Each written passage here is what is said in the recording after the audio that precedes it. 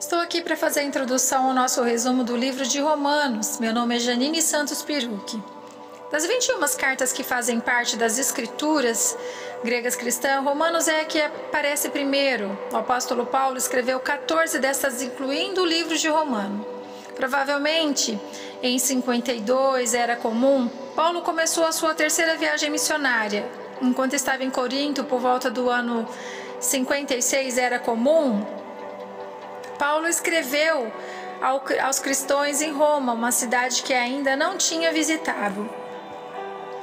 A carta aos Romanos tem 16 capítulos. No capítulo 1, Paulo expressa seu desejo de ir visitar os cristãos que vivem em Roma, para se encorajar uns aos outros. Ele também explica que a conduta errada do mundo, na verdade, não tem desculpa, visto que as qualidades invisíveis de Deus são claramente vistas na criação. E aí, vocês sabiam que Paulo usou Terço como seu secretário para escrever esta carta? Talvez tenha sido Febe, uma irmã fiel, que entregou esta carta em Roma, ou que acompanhou quem a fez. No capítulo 2, Paulo destaca a imparcialidade de Deus. Tanto judeus como gentios serão julgados com base nos mesmos padrões. No capítulo 3 e 4, Paulo destaca e explica que Deus declara tanto judeus como gregos justos pela fé e usa o exemplo de Abraão para ilustrar este ponto. Abraão viveu antes de Moisés receber a lei e antes de Jesus ter sacrificado sua vida. No entanto, para Deus, Abraão era justo por sua notável fé.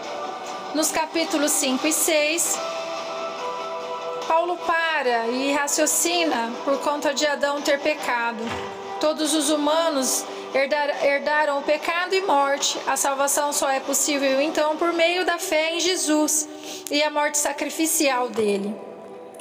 Nos capítulos 7 e 8, Paulo considera como que a lei mosaica revelou o que é o pecado e por que os cristãos não estão debaixo desta lei.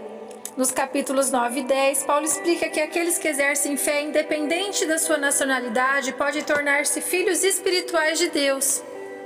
Já no capítulo 11, Paulo usa uma ilustração, a de uma oliveira cultivada.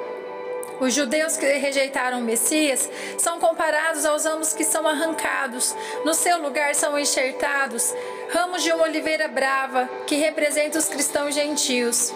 Para poder fazer parte da árvore, todos têm que se manter humildes e exercer fé em Jesus.